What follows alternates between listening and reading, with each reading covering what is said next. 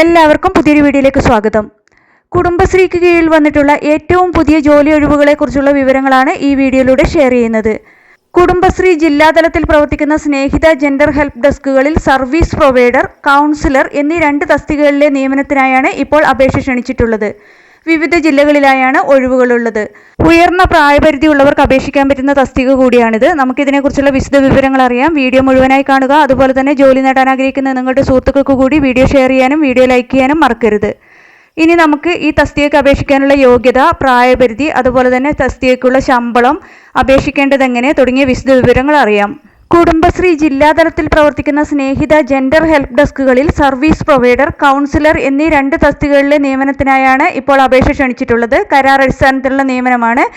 ആദ്യം നമുക്ക് service provider, അതായത് സേവനദാതാവ് തസ്തികയെക്കുറിച്ചുള്ള വിശദ വിവരങ്ങൾ അറിയാം. സർവീസ് പ്രൊവൈഡർ തസ്തികയ്ക്ക് 4 ജില്ലകളിലായാണ് ഒഴിവുള്ളത്. ഇടുക്കി, കാസർഗോഡ്, കണ്ണൂർ, കൊല്ലം എന്നീ 4 ജില്ലകളിലാണ് ഈ തസ്തികയ്ക്ക് ഒഴിവുള്ളത്. കരാർ നിയമനമാണ്. കരാറിൽ ഏർപ്പെടുന്ന ദിവസം മുതൽ 2026 മാർച്ച് 31 വരെയായിരിക്കും കരാർ കാലാവധി. പ്രവർത്തന മികവ് പരിശോധിച്ച് കരാർ ദീർഘിപ്പിക്കുന്നതാണ് എന്നും വിജ്ഞാപനത്തിൽ പറഞ്ഞിട്ടുണ്ട്. ഈ തസ്തികയ്ക്ക് അപേക്ഷിക്കാൻ വേണ്ട വിദ്യാഭ്യാസ യോഗ്യത ഏതെങ്കിലും ഒരു അംഗീകൃത സർവകലാശാലയിൽ നിന്നുള്ള ബിരുദം മാത്രമാണ്. അപേക്ഷിക്കുന്നതിന് പ്രവൃത്തി പരിചയം നിർബന്ധമല്ല എന്ന് വിജ്ഞാപനത്തിൽ പറഞ്ഞിട്ടുണ്ട്. എങ്കിലും 2 വർഷത്തെ പ്രവൃത്തി പരിചയമുള്ളവർക്ക് മുൻഗണന നൽകുന്നതാണ് എന്ന് വിജ്ഞാപനത്തിൽ പറഞ്ഞിട്ടുണ്ട്. അതുപോലെ തന്നെ അപേക്ഷകർ കുടുംബശ്രീ അംഗങ്ങളോ കുടുംബശ്രീ കുടുംബാംഗങ്ങളോ ആയിരിക്കണം. കൂടാതെ വനിതകൾക്ക് മാത്രമായി റിസർവ് ചെയ്തിട്ടുള്ള തസ്തിക കൂടിയാണിത്. ഈ തസ്തികയ്ക്കുള്ള പ്രതിമാസ ശമ്പളം 20,000 രൂപയാണ്. ഇതിലേക്ക് അപേക്ഷിക്കാനുള്ള പ്രായപരിധി 40 വയസ്സാണ്. 31/1/2025 അടിസ്ഥാനമാക്കിയാണ് പ്രായപരിധി കണക്കാക്കുന്നത്. കൂടാതെ മുൻപറഞ്ഞ യോഗ്യതയും പ്രവൃത്തി പരിചയമുള്ള നിലവിൽ കുടുംബശ്രീ കമ്മ്യൂണിറ്റി കൗൺസിലറായി പ്രവർത്തിക്കുന്ന 50 വയസ്സിൽ താഴെയുള്ളവർക്കും ഈ തസ്തികയിലേക്ക് അപേക്ഷിക്കാവുന്നതാണെന്നും വിജ്ഞാപനത്തിൽ പറഞ്ഞിട്ടുണ്ട്. ഇതിനുള്ള അപേക്ഷ സമർപ്പിക്കേണ്ടത് ഓൺലൈനായിട്ടാണ്. CMDയുടെ ഒഫീഷ്യൽ വെബ്സൈറ്റ് മുഖേനയാണ് അപേക്ഷ സമർപ്പിക്കേണ്ടത്. ഇതിനുള്ള ലിങ്ക് ഡിസ്ക്രിപ്ഷൻ ബോക്സിൽ കൊടുത്തിട്ടുണ്ട്. അതുപോലെ തന്നെ അപേക്ഷ സമർപ്പിക്കേണ്ട അവസാന തീയതി 2025 മാർച്ച് 4 വൈകിട്ട് 5 മണി വരെയാണ്. ഇനി നമുക്ക് കൗൺസിലർ തസ്തികയെക്കുറിച്ച് നോക്കാം. കൗൺസിലർ തസ്തികയ്ക്ക് 2 ജില്ലകളിലായാണ് ഒഴിവുള്ളത്. കൊല്ലം, പത്തനംതിട്ട എന്നീ 2 ജില്ലകളിലായാണ് കൗൺസിലർ തസ്തികയിൽ ഒഴിവുള്ളത്. ഇതും കരാർ അടിസ്ഥാനത്തിലുള്ള നിയമനമാണ്. കരാറിൽ ഏർപ്പെടുന്ന ദിവസം മുതൽ ആ സാമ്പത്തിക വർഷം അവസാനിക്കുന്നത് വരെയായിരിക്കും കരാർ കാലാവധി. പ്രവർത്തന മികവ് പരിശോധിച്ച് കരാർ കാലാവധി ദീർഘിപ്പിക്കുന്നതാണെന്നും വിജ്ഞാപനത്തിൽ പറഞ്ഞിട്ടുണ്ട്.